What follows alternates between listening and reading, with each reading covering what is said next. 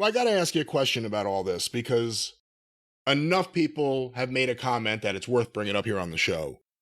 The idea of you showing up at Monday Night Raw, or perhaps a Royal Rumble or a WrestleMania to counteract whoever CM Punk needs to counteract, to be there in his corner. He doesn't have a wise man. He has a wise guy. I don't know what you are. He doesn't have a wise man. He's got a smart ass. The people requesting, hoping, demanding for a Jim Cornette CM Punk on-air union. What do you have to say? The short answer is no, and the long answer is I'm about to tell you why. And it varies in, again, it's all context, and it's all the audience, and it's all timing. And I'm not saying that in a perfect world, when all those things happen, that I would not want to work with CM Punk. I actually probably would. Right? But not at the age of 62 and for other... What if you get a chance to hit Heyman with the racket? No. Listen to me.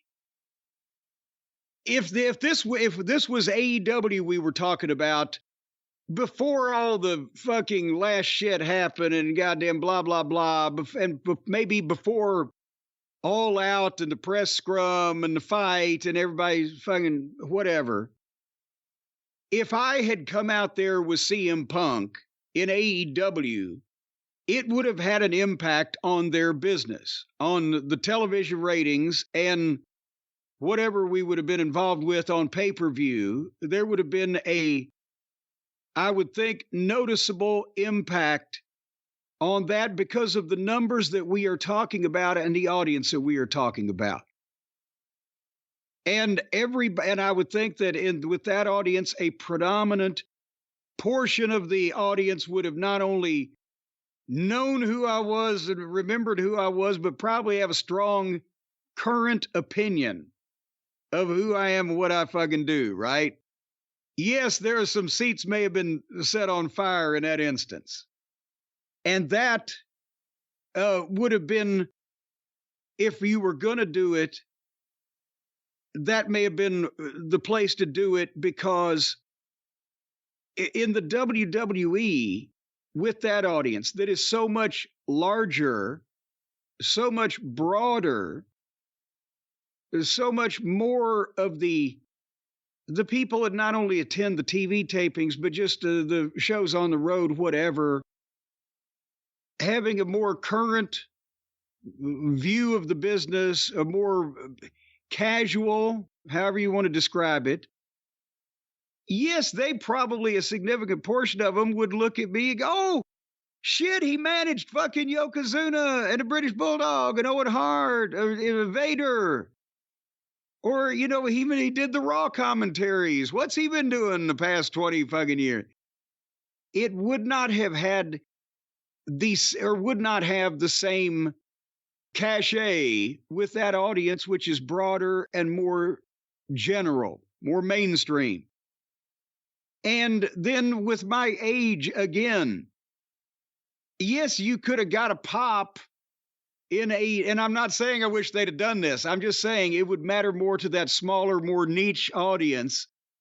And you could have got a pop for me just coming out and fucking farting into the goddamn microphone or whatever and doing a one-time appearance, because it's not like Tony, he doesn't goddamn just do shit once or people don't show up or whatever. The fucking guy flinging the goddamn pizza was on their TV one time. That'd be a hell of a move. Jim Cornette's going to be here tonight. What's he going to say? And instead of saying anything, you fart into the mic and then you leave? And then just, yeah. But with the WWE, here's the thing. Punk and I could probably end up, in the course of, say, a year, 18 months, 2 years, making a somewhat noticeable difference in at least the entertainment value of the program, if not business in the WWE. But that would need to be something that was started, that was established, that was pushed, and that was given time and tenure to develop, as Heyman has been with Reigns, or as Heyman once was with Punk, or what. There wouldn't be this instant. I know a lot of the people that are really devoted fans, either of ours or just hardcore wrestling aficionados, With, oh God, if when Cornette showed him with a racket, but a lot of those people in the building just right and concentrated in that one place would be dumbfounded because they wouldn't remember that we jousted with each other and I hoisted him on his own petard 30 years ago. 30 fucking 5. So that's the thing is that, and I'm too old for that. I'm not going to go somewhere that I would need to or be asked to, and rightfully so, establish who the fuck I was, what my interaction with was the guy I was managing, and blah, blah, blah, and commit to. The WWE does not need to just bring people in. Oh, shit, it's him for one night. Unless it's one of their people that, oh, shit, it's him. He's back. Not, oh, shit, it's him from the internet. And they just, That's how Logan Paul got over. Well, but he's younger than I am. He's willing to put the work in. Right? That's the point I'm making. If I was younger and a different situation, I would be more than happy to work with Punk, and I believe we would do some business, but there would be no reason for them to ask, nor would there be reason for me to accept to just go, oh, shit, he's here. Well, he was close enough to Louisville to drive, so a big pay-per-view shock. How are they going to follow up on this? Am I going to go to Raw every fucking week?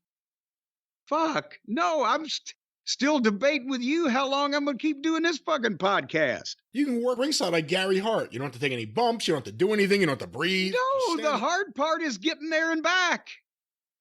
If I could walk across the goddamn street into the arena, I might, but no. Okay, let me present you with a different scenario. And it's not like people are beating the goddamn door down here now. And I'm explaining to you sensibly, logically, from a business standpoint, why it don't fucking work. If WWE makes a deal with Warner Brothers Discovery and WWE Raw ends up on TBS, would you, along with CM Punk, host a best of TBS wrestling or the history of TBS wrestling show every week on the network? Airing old studio footage from Techwood Drive. Well, but every week, but if a show like that was to take place, there could be numerous of those shows done and put in the can and then just wheeled out, right? That is correct.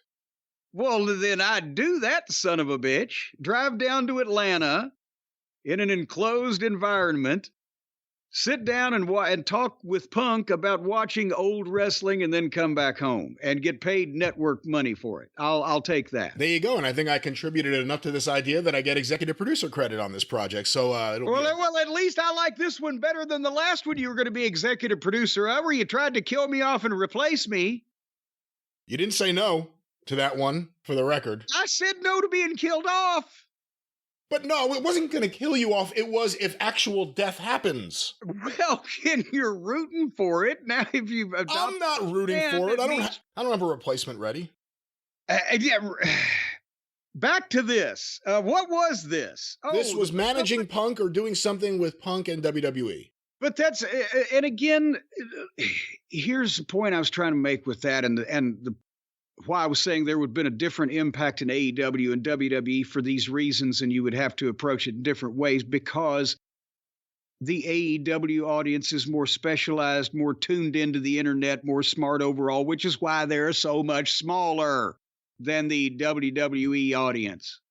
And Tony didn't do anything to grow outside that bubble, but that kind of thing would have been more well received in that, or not well.